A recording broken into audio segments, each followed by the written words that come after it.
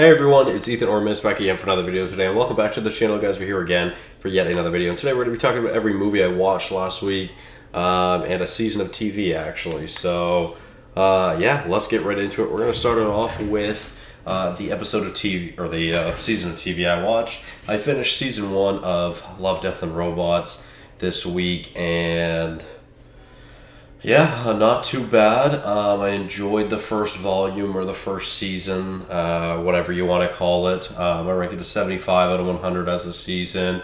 I enjoyed it for the most part. I think there was a few episodes that were just fine. Most notably the first episode. I thought it was probably the worst of the series. And yeah, I kept hearing great things about Zima Blue, but I didn't really enjoy Zima Blue that much either, so those are probably my two least favorite episodes. But overall, some pretty solid episodes as well. And yeah, I mean, a good season 1. I'm going to start season 2 probably sometime this week and see if I get through it this week or not. Anyways, let's get into the movies of the week. So with that being said, let's start it off with Joker Folie à Deux. My least favorite watch of the week, yeah. I ranked it a 34 out of 100. And yeah, I really didn't have a good time with this movie much at all. Like, it's just not a good movie, I don't find. The courtroom drama mixed with the musical is also not a vibe, in my opinion. I didn't care for any of the songs, truthfully. There was really no songs I would re-listen to.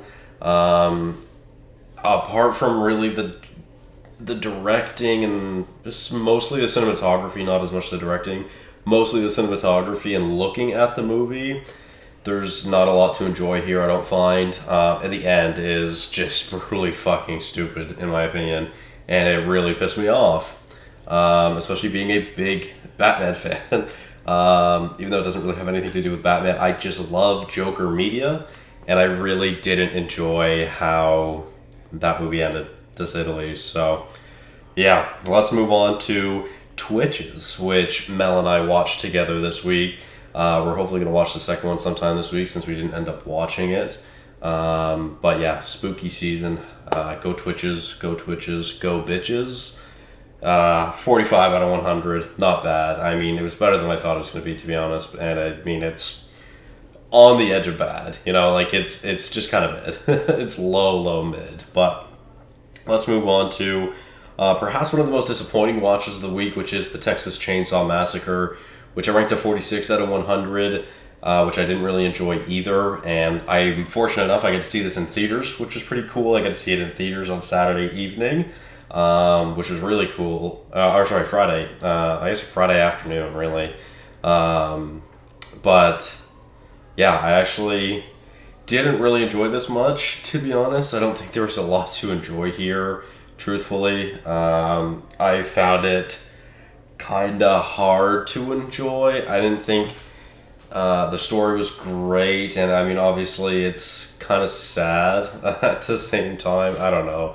I just didn't really jive with this movie either, unfortunately, and I've heard really great things about this movie. But not my kind of movie, I don't think. I just didn't really enjoy it. And yeah, overall a 46 out of 100. But happy 50th birthday. Let's move on to Thunderball. I started the Bonds this week since they all came out on Prime. I think it was earlier this week or late last week. Finally, this is one of my biggest goals to do for the year. So finally, they're all on Prime. Going to watch all, I think, 27 of them or whatever it is. So Thunderball is actually my least favorite so far. I am only 4 in, so I just finished Thunderball. And I ranked this one a 47 out of 100. The first 4.5 minutes of this movie is wild, and honestly, probably my favorite part of the movie. It's crazy opening. But yeah, the rest of the movie, I just didn't, honestly, I couldn't even tell you what happened in this movie, apart from there being genuine sharks getting hurt, which I wasn't a big fan of, because I just don't think there's a way that just didn't look real, or that just didn't look fake to me.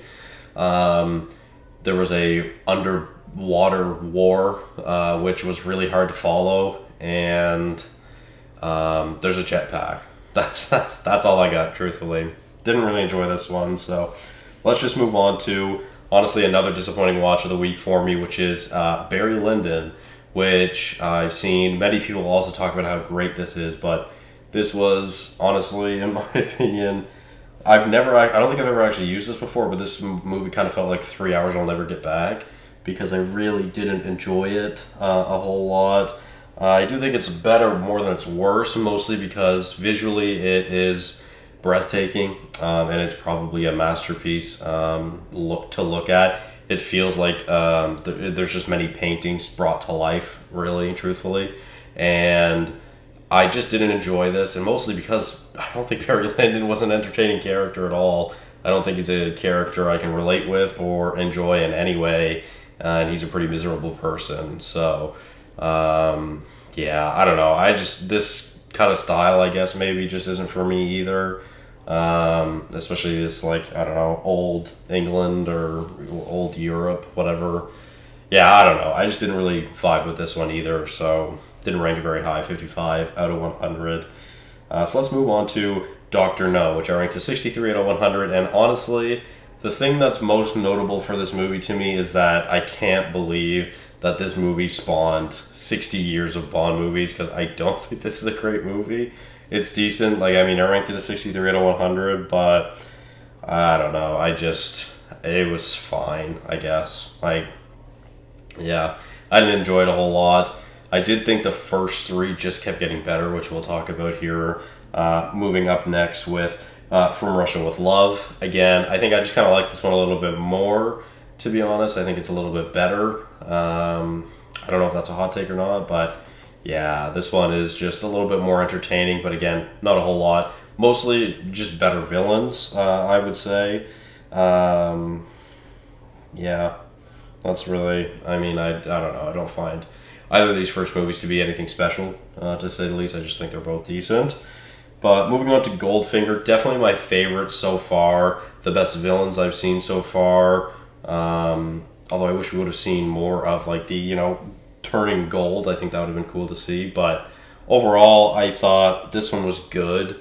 I mean, I ranked it a 73 out of 100, so a little bit better than the previous two. And so far, like I said, my favorite Bond film. So we'll see what happens. There's some more, obviously, which we'll see what happens. I'm only 4 in. My goal is to finish them this month. So I can definitely do that. I guess it shouldn't be a challenge. It's just I also really want to watch a lot more spooky and horror movies, since I really haven't been. But yeah, anyways, Goldfinger, great song, by the way, great song, and I ranked it a 73 out of 100. So let's now move on to another theme of the week, which is the Conjuring universe. Starting it off with Annabelle, which is actually one of my favorites of the week, which I ranked a 77 out of 100. I quite enjoyed this one. There were some really horrifying scenes, and some really great scenes.